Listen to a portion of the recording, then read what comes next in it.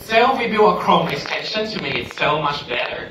So you can randomize from the color palette you want. Warning, this is not epilepsy friendly.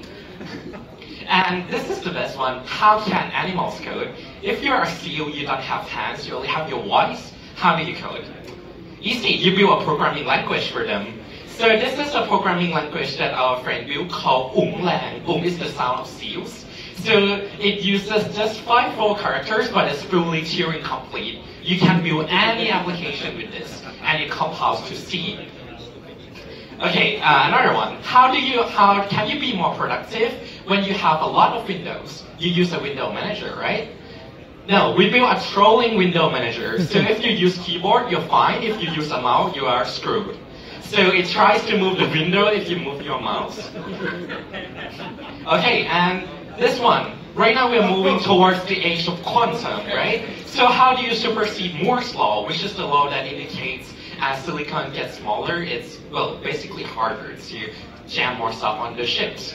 Well, you enslave the entirety of human, and then you make them run assembly. So every assembly instruction is basically just doing arithmetic, right? So technically you can write a program that transcribes your assembly code and send it to a human to answer. Because we have 7 billion people in the world, you can basically multi-thread better than Cindy. Yeah, so this is obviously very, very stupid. There's a couple more. So like obviously Rickroll. Oh, this one is cool. So basically, if you have a logo, but your clients say it sucks, the logo doesn't look like it's properly thought out, we use OpenCV to randomly draw circles, so it looks like it's properly designed. Yeah. So yeah, the project itself is obviously extremely silly, but technology behind us, we use OpenCV, we use AI, we use machine learning. So people got to learn from this obviously stupid things. Yeah, so if you're interested in the 100 projects, just scan this code, and you can see a lot more gems for yourself. Alright, so Thai people, they are very creative, as you can see, but there's a weird thing. Why are so few developers engaged in open source? Right now in this conference, there's only 3 people. There's me, there's Mishari, and there's one more. So like, what happened? We have like 900 developers building open source, but they're not getting outside of Thailand. They're not building anything useful. Here, look at comments.top. You can see that people, well, yeah, the first 10 ones are my friends, so ignore that. But basically, other people, they're not engaged with open source as much. So this comes to a fundamental question. What motivates you to build open source? This was me when I was 14 years old, I think. So I got in love with Linux because my Windows file system broke down, all my files is gone. So I cried for over a day until I remember I had Linux. So every proprietary system didn't work, but basically I downloaded the source code for NTFS and I programmed it to remove all the error, and suddenly all my files are back. So I fell in love with open source because I can modify the Linux driver, the Linux kernel, and I can make anything possible. And if you use Linux, you can have this really totally fancy Windows. There's the KDE booth if you're interested. Another motivation is what you like. So my friends, he like a certain kind of Japanese cartoon. I'm not gonna say what kind it is, but basically he's really into that. So that he built a whole tech stack around it, and it only takes less than $1 to serve 1,000 people. And here's even worse, or even better, because he was building this cartoon website and he thinks it's not fast enough, so he wrote his own web framework in Bun, and now it's the fastest. So there's a lot of motivation that can make people, well, do open source. Or when you see a lot of bad syntax and you want to make it better, you make it open source. Now, unfortunately in Thailand, there are a lot of hostility towards open source, and that was part of our culture in the beginning because we were afraid of people taking our IP, afraid of friendly foreigners taking our land. So that kind of fear was kind of ingrained. But like as the newer generations grow, they want to change that. They want to try to make things more open and more shared. So, what motivates you? I would say it's really 2 things. First, you fix the shortcomings of your software. You're using a library, but you see, hey, the software is not really doing what I like. So I fork it, I write a plugin. Another thing is you get to learn so quickly. Because if you do open source, you get to learn from really good people. You get people like trying to teach you by comments. Now, what do Thais want to fix? This is like the big question. If I can't answer this, I can't get as many Thai people to join me. So let's talk the elephant in the room, shall we? Okay, what do you think of when you think of Thai culture? You might think of Khao San, Nanga, all the clubs. You might think of beaches. You might think of temples and pad Thai. But if you take the red pill, well, it looks a little different for us in Thailand. This is the freshest air in Bangkok. Yeah, when you wake up, this is like what you see. So yesterday it was 152 AQI for us in Bangkok. So basically, if you forgot to wear your PM mask, well, you're gonna have to go to the clinic. Many people are feeling their eyes burn, so... Oh, dry street in Bangkok. So we got so many floods. We have like really bad water management problems. And here's the light test traffic in Bangkok, I'm not joking. So there's like so many cars and it's very hard to travel. And this is the cleanest street post. Some people say it's kind of like an installation art in Thailand. But, well, trust me, it makes it really hard to travel. So, everyone knows that Bangkok has a problem and all of us want to fix it. So, how can we build open source tooling with data science to make it better? So, this is where we assemble people like the Avengers. And I want to tell you one thing right now. Even the topic of the talk is Bangkok Open Source Hackathon, but hackathon itself is a lie. It's not really a hackathon. So it's all started when the Thai Programmer Association, they asked me, hey Pum, can you build a hackathon that would take all the ideas from HackBKK and make it happen? Right? Yes, so I thought, what the heck is HackBKK? So it turns out it's an idea-thon, you know, that kind of hackathon where you are next one, right? Code, and people are actually like brainstorming ideas. So how do you think it went after the hackathon? Well, it went exactly as you imagined. The ideas remain ideas, most of them, and the startups that say they want to take that idea and make it happen, some of them can, but it's a proprietary solution. So actually, you might get to meet this guy, this handsome guy. He's the newest governor in Thailand. He's like, Thai people call him Mr. Strong, so he's Chacha. So we talked to him about open source in Thailand, and this is what he told me, and it kind of struck. So he told me he wants to see the software being maintained and adopted, and he thinks developers, they should spend more time with the communities. They're working to solve problems. Also, he wouldn't like to see projects be abandoned. So this is really the heart of open source. If it's an idea in a hackathon and it dies, no one can use it. But if it's open source, everyone can fork it, they can use it. So here's another red pill. As much as I like organizing hackathons, I have done like over 20 of them. But the problem is, it's not really the answer to this problem. Neither is proprietary startups. Because for hackathons, they're really perfect for like ideation, getting people to learn, right? That's its own goal. But it's not really for building something that sustains. Another thing is Nico-Tech startups. In Thailand, there are hits, but no one's making it open source. They're not sharing their code, but we are the one that's paying the taxes. So there's a saying, public money, public code. Now, what's the solution? Let me tell you one project we have been doing in Thailand. So we had the election several years ago. So we have this really fancy dashboard. But the thing is, this dashboard was built in less than 8 days. So how do we do it? It has so many features, it has so many things. Well, we make it open source. So in this project, in the span of 8 days, we have over 30 contributors, I believe, and people were opening over 90 PRs. Now, because Thai people are so they really are passionate about elections because of our current situation, so you can see why there's an influx of Thai people opening PRs.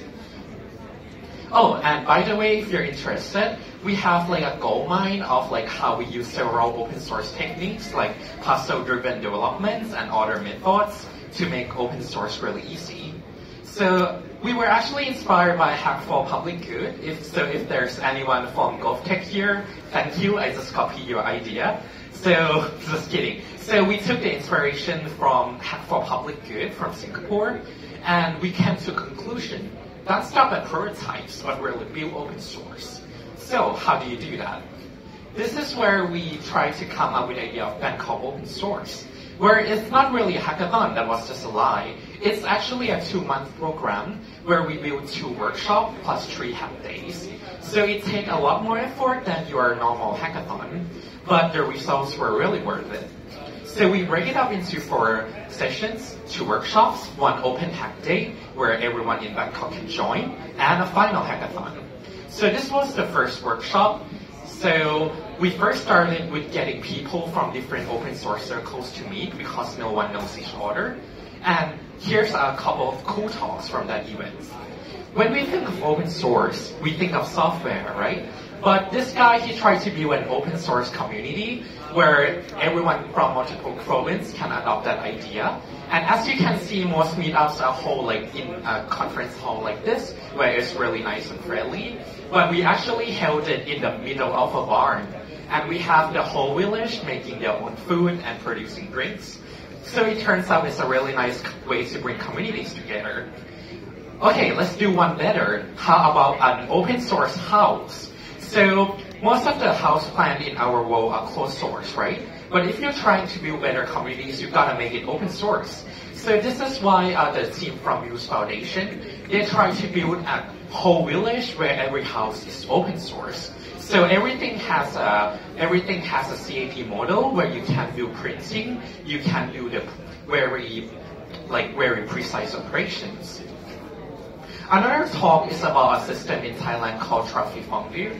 So I'm not sure if Singaporeans have something similar, but if you see something wrong, like there's a flood or the lights doesn't work, you can report it and it flows into a database. The nice thing is that the data is completely open source. There's an API, so we took some data analysis so we can know what problem we can focus on. Another talk is about civic tech. So in Thailand, we do a lot of data storytelling and data visualizations because people have difficult time understanding data. So that's why we use data a lot in civic tech. So you can look at the YouTube channel if you want to see these kind of videos. So now let's look at workshop 2. At workshop 2, we try to get people to brainstorm ideas, not just meet each other, and actually try to come up with prototypes. So we have speakers from the domain side, and I think this is very important. Many hackathons, they only have hackers, developers like us, but they don't have people from government, from the citizens, from community that actually knows that. But of course, we also have people who are good at tech to give advice into how to structure the repos. So a big part of our success was the Bangkok Open Source Discord, because even if the hackathon is really 5 days, but it's actually 2 months. So most of the teams, they were actually on Discord night and day. This team called VSpace. The funny thing is the hackathon has been long over, but there are no signs of stopping. So this team, they just done another satellite programming. So you can see the community is getting up very fast, and there's already 825 people in the Discord. Now, when it's a hackathon, many times there's clear competition, right? You have to get first place, second place, but we scrap all of that because if in open source there can't be an internal competition, you have to cooperate. So the goal is you can join any team, you can leave any time, and there's no first to third place, but we come up with something a little different. We also did an open hack day. So this is not only limited to people who are in the hackathon, but let's say if you're someone who's, for example, we got a guy who was an arborist. So an arborist is someone who works with trees. So he comes into the project and he tells the guy how tree management works, and it turns out to be really good because people can come together and work. And fast forward to the hackathon day. So in most hackathons, the hackathon vibe is very stressful, right? You don't really get to sleep and everything is tense. But because they have been working on it for already 2 months, it's not really stressful because it's mostly finishing up the project and trying to make sure everything's polished. So we have 3 judges from different sides. So we have someone from civic tech and someone from growth tech and from the industrial side. Now, this is the fun part, the award. Because usually we have first to third place, but I think that is very anti-open source. So we actually make 3 kinds of awards. Contributability, which is how easy it is to open a PR or contribute something. Concept, which is how good the concept is. And implementation, which is how good the software works. It can't be a prototype, it has to work. So there is 8 groups, as you can see here, and I'll quickly go over them. So here's a question, not a stupid one. Like, how do you know which party to vote for when you have so many political parties and all policies look similar? You use AI and you use natural language. So there are I think these students are 13 to 15-year-olds. So they're still in their middle school, high school. But the really cool thing is they wrote their own text clustering algorithm to try to cluster the policy. How do you know where to buy land? There's so many things you have to think of in buying land. But they actually wrote a software that would incorporate multiple data sources. For example, is it near the airport? How much are the income of the citizen near there? Is it near the sea? So they can make better decisions for business and for buying the land. And again, these students, they are 15 to 18 years old, but they're already building stuff for people of Bangkok, which is really cool. And as you can see here, it's not mock data, it's actually live. This is the fun one. How do you make money while making lives better? Well, you report people who doesn't follow the law and get money. So there are people who park their motorbikes in the walkways, and in Bangkok you see this every day, and you're really angry at them. Why do you park there? You cannot walk. So they have a channel where you can actually submit this photo and get money, but we're wait, we have AI. We can use the YOLO model to basically do segmentation. And we know well, this is the bike. We can report them to the police. And so we did that. So they take the data from all the CCTV and auto report to the police. And you can probably make $100,000 from just doing that. So yeah, this is how you get rich from open source. And how do you know changes are actually being made? Because so many things are happening in Bangkok. So my friend Thai, he wrote a Twitter board that aggregate the data from Trophy, which is the system for reporting problem. And he posts a summary every day on Twitter, the before and the after. And this is really nice because people can actually criticize the government with data. So they can reply on the tweet, hey, why is my light pole not being fixed? That's not good. What about building tools? So this woman, she's a bonus. So she's trying to build a tool to break all the silos in Thailand. Because in Thailand, you need 10 signatures to do anything. So she wrote a tool for everyone to connect. Peer sharing is a nice one. So this is the software where people used to do peer sharing in chat groups. And they're basically losing a lot of money because of people are cheating. So they write a system so that it's impossible to cheat anymore. Okay, we have 3 more minutes, so let's talk about the award winners. So this one is the concept award winner, which is called Rashakitja. Rashakitja is government gazette. So basically it's the messages from the government, but right now in Thailand it's all in PDF and it's not properly digitized. So they try to digitize this together. And the next one is WeSpace. So this is the best one. They try to digitize all the trees in Bangkok. Because right now they are actually paying the government a lot. I lost that slide. But basically, right now they are paying 180,000 baht in order to digitize 40,000 trees. So you can see we're wasting 100,000, maybe million baht of money paying for proprietary software. And it would take them 300 years to digitize all the trees in Bangkok. And I'll be dead long before that.